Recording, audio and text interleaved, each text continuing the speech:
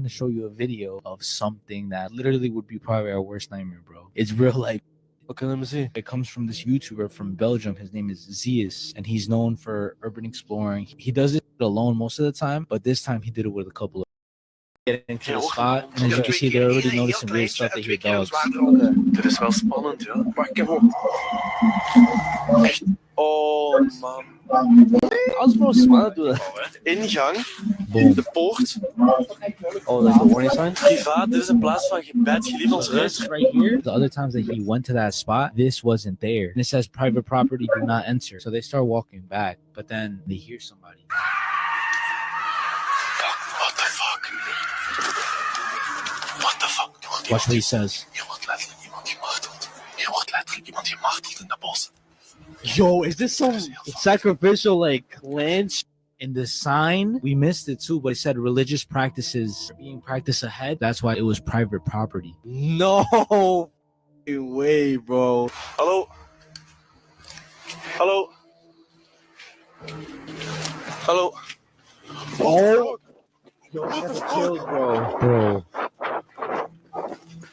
So he ends up basically calling the cops, still hides and shit. At this point, he's separated from his friend group. The worst case scenario. I guess to the boss in the building about you, and it's no one else like you is what they're getting. Positive vibes only. Shout out to King Saul's boss in the building.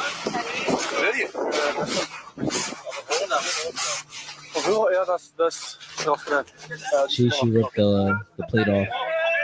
The movie Girl in the Basement is based off one of the most disturbing cases ever, so let's explain it. In 1984, 18-year-old Elizabeth Fritzl vanished from her home in Austria. Her parents reported her missing, and for years, her whereabouts remained a complete mystery. But the truth was more terrifying than anyone could have imagined. Josef Fritzl, Elizabeth's own father, had lured her into the basement of their family home and imprisoned her there. He told the rest of the family and police that she had run away to join a cult.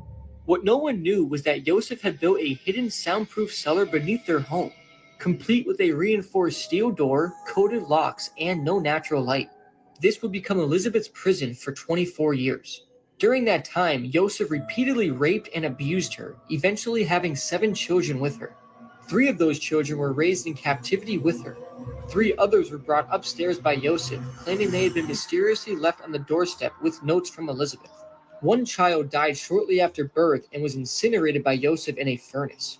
Elizabeth and her captive children were finally discovered in 2008 when one of the children, Kirsten, then 19, became seriously ill. Josef reluctantly allowed her to be taken to the hospital, which triggered an investigation. Elizabeth was freed and the truth unraveled. In 2009, Josef Fritzl was sentenced to life in prison for murder, rape, incest, enslavement, and false imprisonment. So, if you're still interested in this case, go watch the movie Girl in the Basement. So I've been in India for the last 5 days, and I was just in Germany and Amsterdam. Last week, we've been chasing down the trail of one of America's most infamous criminals that got away. This is a guy that was abusing children in America. He fled the country, and we've been able to track where he went.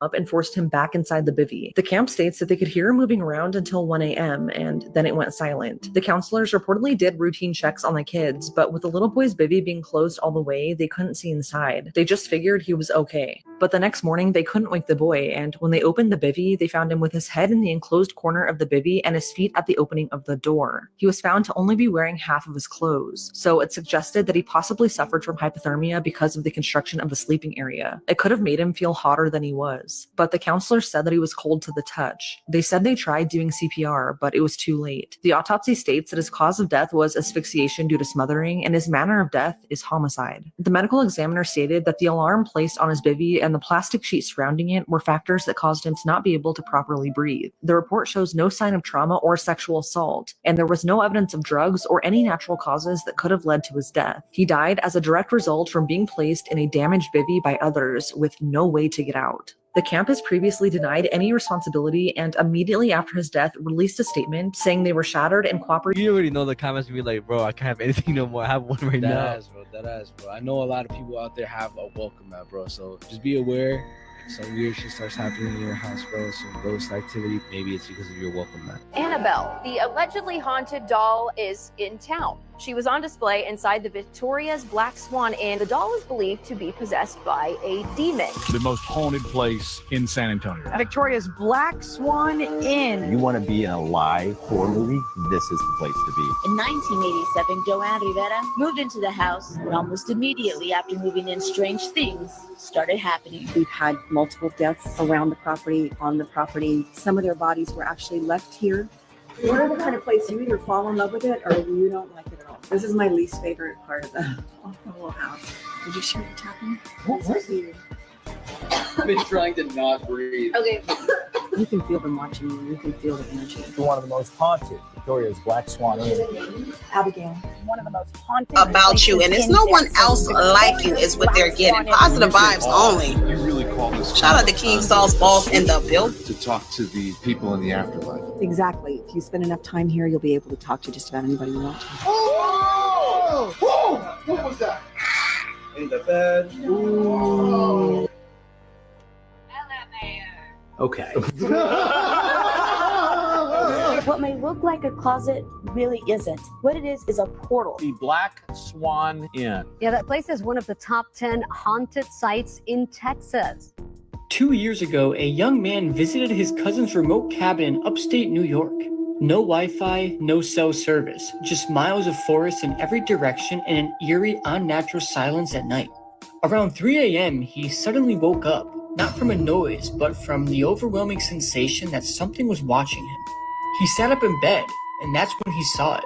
Crouched at the foot of his bed was a creature, pale, almost gray, with skin stretched tightly over a skeletal frame. Its limbs were too long, fingers nearly brushed the floor, its head tilted slightly, watching him with unblinking, pitch-black eyes. He froze, every muscle in his body locked with fear. The thing didn't move, not even to breathe. Then slowly, it smiled. A wide, unsettling grin that revealed jagged, splinter-like teeth. Still staring directly at him, it began crawling backwards towards the edge of the bed. It never turned its head. It never broke eye contact. And then, it slipped underneath the bed. He didn't move an inch until daylight. When he finally told his cousin what had happened, his cousin didn't doubt him, not for a second. He told him quietly, "You're not the first to see it. They say the creature is called the Rake." There were no footprints, no signs of a break-in, nothing to prove it had ever been there.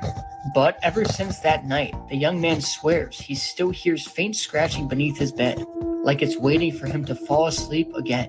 In July of 2007, this entire family, who was part of a doomsday cult, mysteriously disappeared. Let's talk about it. So this is Simon Cadwell, his partner Chantel McDougall, their 5-year-old daughter Leela, and their friend Antonio Popic. Simon was an internet doomsday cult leader who published books about his beliefs, and he created a website called The Truth Fellowship. He had a pretty large following too. They all lived in a house on a remote property in a small town in Western Australia called Nannup. They disappeared in the summer of 2007 after telling friends and family that they were moving to Brazil to join a spiritual community because they felt that they didn't belong in modern society. But in the months leading up to their disappearance, Simon told a woman in his online cult forum that he was planning a peaceful family suicide pact, and after, Antonio would bury their bodies in bushes before killing himself in the wilderness so no one would find his body either. When the woman questioned why he would be okay with killing his young daughter, Simon backtracked and said that they would just move to an isolated area where no one could ever reach them. Those who knew Simon said he was strange and controlling and at the time was on antipsychotic medication. Those same people also said that Chantel and Antonio were brainwashed by him and would do anything he said.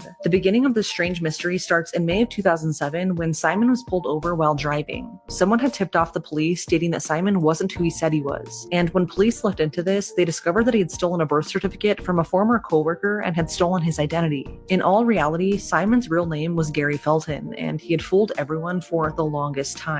So during that traffic stop, police were questioning his driver's license, which made Simon panic. 2 months later, the entire family would vanish. Right before their disappearance, Simon and Chantel sold their cars for somewhat cheap, and Chantel cashed the check for that at the bank on July 13th. The next day, which was their last known sighting, Chantel met with a woman to sell her 2 of the family's pet dogs. The woman who bought the dogs was originally supposed to meet up with Chantel the next day, but when she called Chantel said, quote, "No, you must come today." The woman said that Chantel appeared super anxious and that the entire encounter made her feel so uncomfortable. A few days later, their landlord went to their Nannup house, and it was an eerie scene. The house was spotless, and all of their personal belongings were gone. The only thing left behind was half a bowl of rice and 2 notes, one from Antonio and one from Chantel, who said that the entire family moved to Brazil. They were reported missing sometime later, and what police found during their investigation only brings more questions. Just 2 days before they disappeared, a call was made from their Nannup home to Transwa, which is a public transportation company in Australia. Whoever called booked a bus ticket from Bridgetown to Northcliffe under the name of Jay Roberts, but it was never used. But 2 tickets under that same name were used the morning of July 16, one going from Perth to Kalgoorlie and one from Perth to Northcliffe. A passenger under the name of Jay Roberts did get off at Northcliffe, and someone did board a train to Kalgoorlie, but there's no evidence of anything after this. The day before, Antonio's phone traced to Perth, and it was used to call a Domino's Pizza and a hotel. His driver's license was also used to check into a hostel in Northbridge. This was confirmed to be him, as the Domino's driver confirmed Antonio was the guy he delivered the pizza to that night. As the other 2 tickets were being used the morning of the 16th, Antonio called Transwa for reasons unknown, and then he too vanished off the face of the earth. The investigation wasn't handled properly, and lots of things slipped under the rug, like how a woman's shirt that possibly belonged to Chantel was found in a field in Northcliffe 3 months after she disappeared. The person who found it said it smelled like rotting flesh. This lead wasn't investigated until 2015, 8 years later, and at this point, a wildfire had come through and burnt everything up. In 2011, a Gary Felton checked into a caravan park in King River, which is near Albany. Authorities hunted down every Gary Felton in the country, but nothing ever came of it. Chantel's family is currently trying to raise funds to launch a new investigation to find them. They've even created a GoFundMe to help. At this point, her family believes that Chantel and Leila are likely dead and buried somewhere in Western Australia. This case has left me with so many questions. Did the entire family move to Brazil like they said? Are they living off-grid under different names? Did they take their own lives, or were they possibly murdered? So many questions remain unanswered. Their bank accounts have not been touched since the day they disappeared. Whatever happened to this family remains a mystery 17 years later.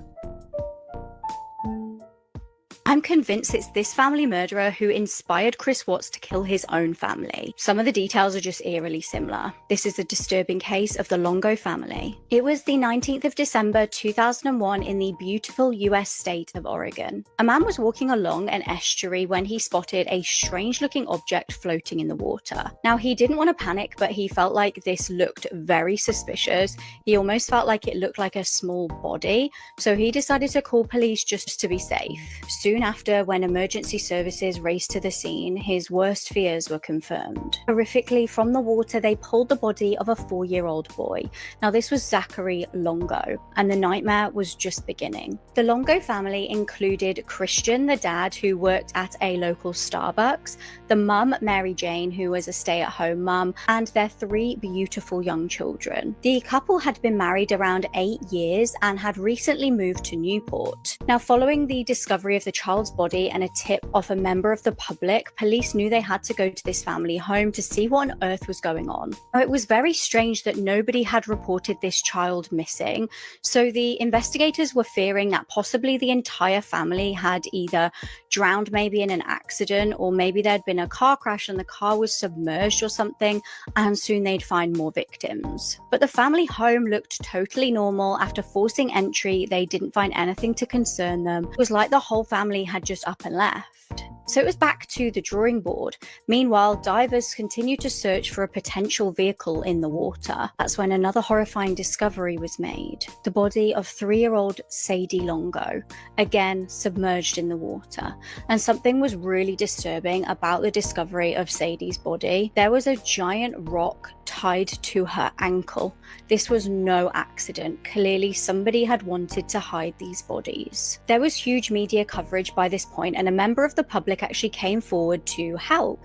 He said that on the 17th, so just 2 days prior to the discovery of the first little child, he saw a man at 4:30 a.m. on a bridge who had his brake lights on, and the member of the public had wondered if he needed help, so he stopped his vehicle. The witness asked the man, "Do you need any help? Are you okay?" And he just seemed evasive and said that he didn't need any help. The witness gave police a description of this man, and hauntingly, police believed it was at this point that the man on the bridge was in the middle of throwing throwing the children into the river. But police were still no closer to finding where the rest of this family was. Meanwhile, investigators started doing some digging into the family dynamics, and they did find some concerning information. Christian, the dad, had been struggling massively with money issues. His excessive spending had put huge pressure on this family and actually forced them to move. He'd had cars repossessed and apparently tried unsuccessfully to turn to fraud to stay afloat,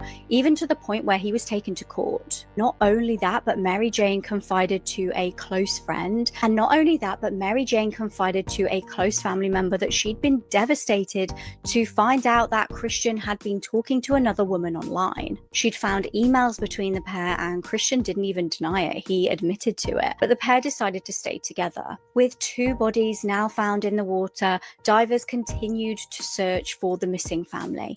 And lo and behold, days later, a large suitcase with hair poking out of the zip was found. After dragging it from the water, they found Mary Jane inside, nude and deceased. Finally, tiny 2-year-old little Madison was also found dead in a suitcase in the water. Now, there was actually some debate about how the victims died. They'd obviously been submerged, and that can make it really difficult to tell. Some reports claim that they'd all died from asphyxiation, but some horrifically claim it was more likely that Zachary and Sadie were alive when they were thrown into the water with weights weighing them down. So where was the dad in all this? Because he really could be the final piece of this puzzle. Well, Christian had stolen credit card information from a customer at Starbucks and fled to Mexico. Police were hot on his tail. They plastered his photos all over the FBI most wanted list. Meanwhile, Christian seemingly thought he could get away with just starting a new life. He was partying on beaches, he was making new friends and chatting to tourists.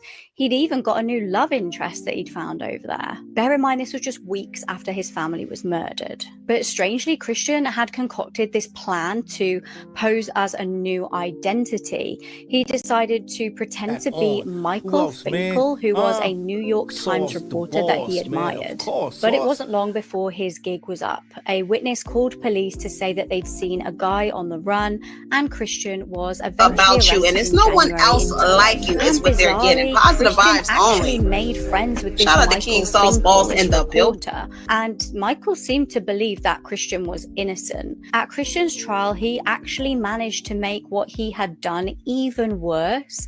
He decided to claim that Mary Jane was the one who killed the kids. He said that they'd had an emotional conversation, which is actually what Chris Watts had said, if you remember, and that he killed her in retaliation. He said he then realized Madison was still alive, was still breathing, but he thought of her as dead at that point, so he decided to suffocate her to death. It was honestly the most bizarre story. It also didn't explain why he would A, not report this to police immediately, and B, flee to Mexico, find a new girlfriend, and just be completely fine. It also didn't explain evidence on his computer, which prosecutors claimed backed up the claims that he had planned the murders. Thankfully, he was found guilty and was given the death penalty, although this was changed to life without parole at a later date.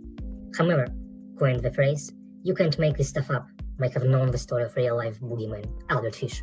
A slight, elderly man with grey hair, no one suspected the kindly single father of being sadistic child murderer and cannibal.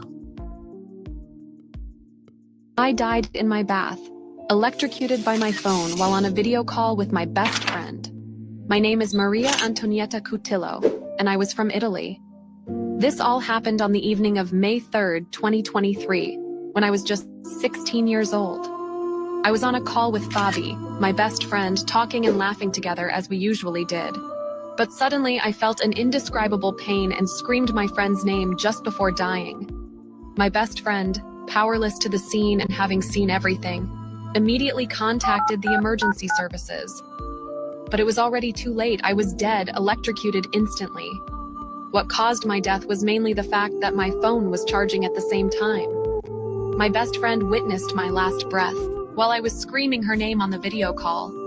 She even made a very touching TikTok video about it to express her sadness over this event that cost me my life.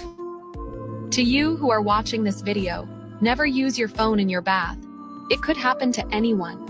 I murdered my entire family for a cam girl. I am Grant Amato. At the time, I had a normal life in Florida with a close-knit family.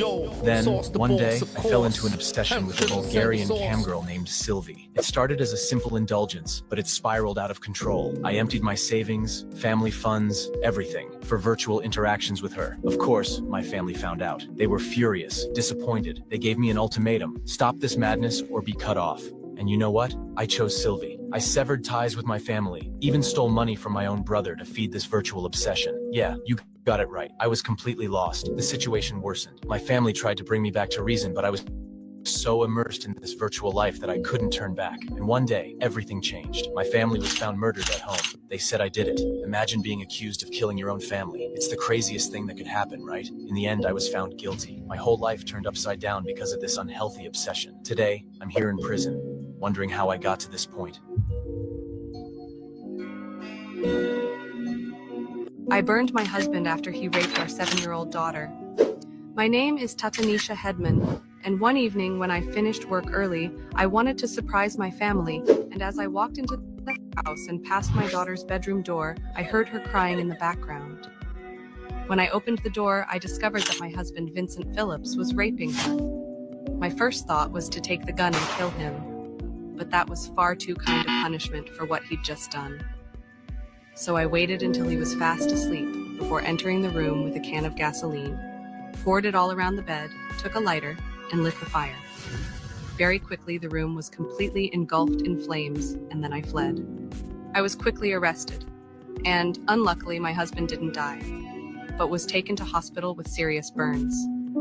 I was sentenced to 12 years in prison in 2012, but I don't regret what I did. I did what I thought was best to protect my daughter and avenge her. Some people think that what I did was perfectly justified and that I was right to do it, and other people think I'm a monster. And what do you think? This is a scary story about Do Not Open. There was an 18-year-old girl named Mia who was in her first year at college. She lived alone in an apartment near her university. One night when she was doing the dishes, she got a call from her friend Pete. She picked it up and he said, "I'm bored, I want to hang out." Mia said, "Yeah, me too, come over." Pete then said he'll be over in 15 to 20 minutes. She then hung up and decided to take a shower. Mia was in the middle of shampooing her hair when she suddenly heard a loud banging on the door. She stuck her head out of the shower and said, "Come in, it's open."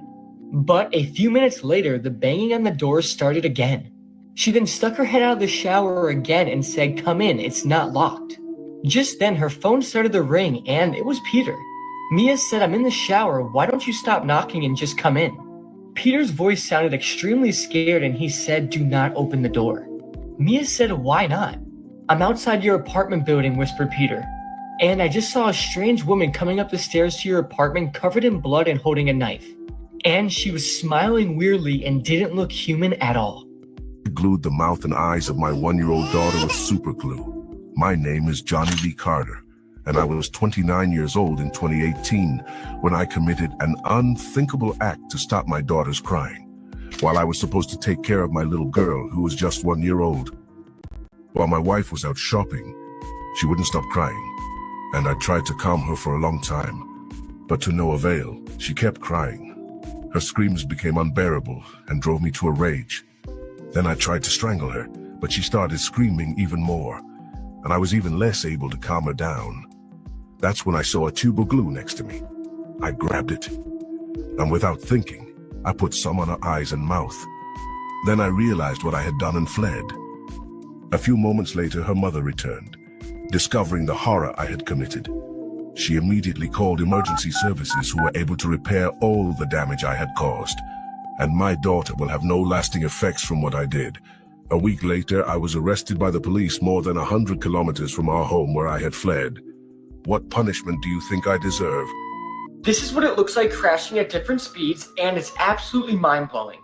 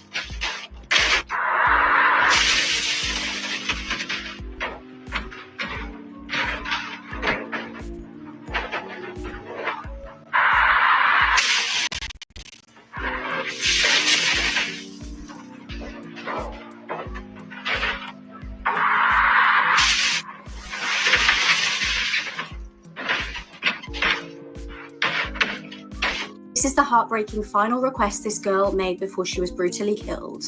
It was 2008 and Eve Carson was 22 years old. She was living in North Carolina and was a student at the university. She was incredibly passionate about helping others and participated in many organizations, including a hunger relief organization. In the early hours of the morning on March the 5th, 2008, things would take a very dark turn.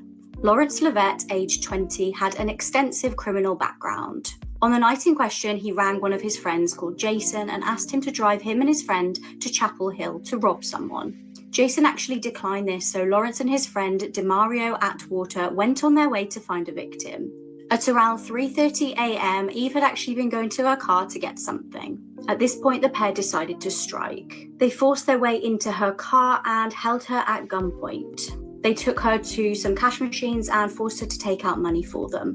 She tried to reason with the men and just say, you've taken my money, now please just let me go. However, they showed no mercy and decided they had to kill her because she'd seen their faces. They drove her to a wooded area and, heartbreakingly, it seemed like Eve realised what was about to happen. Upsettingly, she asked the pair to pray with her. They then callously shot her 5 times. Locals in the area reported to police that they had heard gunshots. Eve's body was found shortly after, and it wasn't long before police started scouring CCTV. Police identified the killers and they were sentenced to life in prison. This is the disturbing case of Robert Moan that stunned Scotland. Robert Moan was born in Dundee. He reportedly had a difficult upbringing and was abused by his dad throughout his childhood. He was bullied and ultimately was expelled from school. He served in the army and reportedly turned to alcohol to cope with depression. On the 1st of November 1967, Robert was 19 years old. He'd been drinking in a pub that day and decided to take revenge on the school that had expelled him. He was dressed in uniform and armed himself with a shotgun as he entered 26-year-old Nanette Hansen's class. It was a class of 11 girls aged between 14 and 15. Nanette was pregnant with her first child at this time. He subjected the students and their teacher to a 1.5-hour ordeal. He R'd one girl and SA'd another before brave Nanette convinced him to let the girls go. However, before doing so, he made Nanette turn around and shot her in the back. She died on her way to hospital. After the murder, Robert was deemed insane in the High Court in Dundee and was ordered to be detained without limit at the state hospital. However, that would not be the end of Robert's crimes. In 1976, he broke out of Carstairs Hospital with fellow inmate and lover Thomas McCulloch. They had plotted the escape for ages, collecting weapons to help them do so. During their bid for freedom, they murdered another inmate and a male nurse and also killed a police officer before eventually being recaptured. Robert's partner in crime, Thomas, was released in 2013 and is believed to be living in Dundee now. Robert's in his 70s and remains in prison, and he is Scotland's longest-serving prisoner. The outside world, these expectant parents had a picture-perfect life. What happened next would prove that that couldn't have been further from the truth. Joshua Hilberling was 23 years old. He'd been married to his wife Amber for around a year, and the pair lived in an apartment in Oklahoma. Now, Amber was 19 and the pair were known to have quite a volatile relationship and regularly get into arguments. Joshua's parents stated that Amber would abuse him throughout the relationship. He'd apparently even visited a domestic violence intervention service to seek help. Now, Joshua actually filed a protective order against Amber after an incident in which she hit him across the head with a lamp. It was so bad that he had to go to hospital and get stitches. Joshua reportedly wanted to leave Amber, but he felt trapped as she was 7 months pregnant with his child. The protective order was never finalised as the pair never turned up to court. On the 7th of June 2011, the pair had another one of their serious fights. This one, though, would be the last fight they would ever have. Shockingly, in the middle of a disagreement, Amber pushed Joshua out of their window of their 25th floor apartment. He fell to his death, and Amber was soon arrested and charged with second-degree murder. Amber's lawyers would argue that Joshua was the abuser in the relationship and that she pushed him in self-defense. Amber claimed that Joshua was kicked out of the US Air Force for substance abuse, and this is one factor that she said caused serious arguments between them. In court, though, a jury did find her guilty of second-degree murder and she got 25 years in prison. Amber gave birth to a baby boy and her family took over custody. On October the 26th, 2016, after Amber served 3 years in prison, she was found deceased in her cell. A coroner ruled that her death was a self-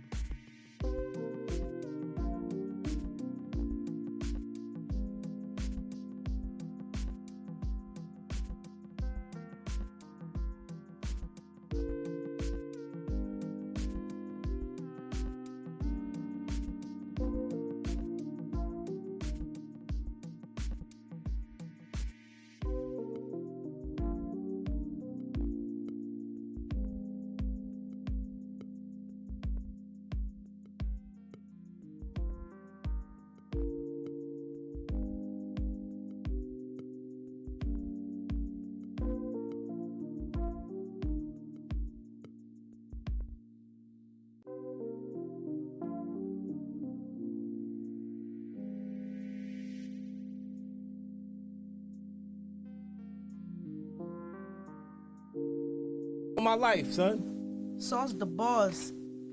It's his birthday. Everybody wish him happy birthday. Oh, this is big right here, y'all. Everybody wish Sauce, the official boss, happy birthday, man. Let's go. Let's see it in the timeline. I like to wish Sauce. I like to wish Sauce the boss a happy birthday. I like to give a big shout to Ashley Gordon. I see somebody say Ashley Gordon. Charlie Fields. Extraterrestrial blunt, I got it on my lap when the land sold. I like how that sounds. On my dad. They fear what they don't understand. I forgive them because they don't really know no better. Hope let them walk on water. I'm dancing in like we in the rooftop or something, you know what I mean? I like to give a big shout to Benny Chapo. You just get it. The official capo. Take it up the bag and just light it up. Shout to Sauce the boss, man. Happy birthday. Happy birthday. You don't quit. The short shit. Yeah. Break it dawn. That's the king of the rock. Call me Megatron Ron. That's the king of the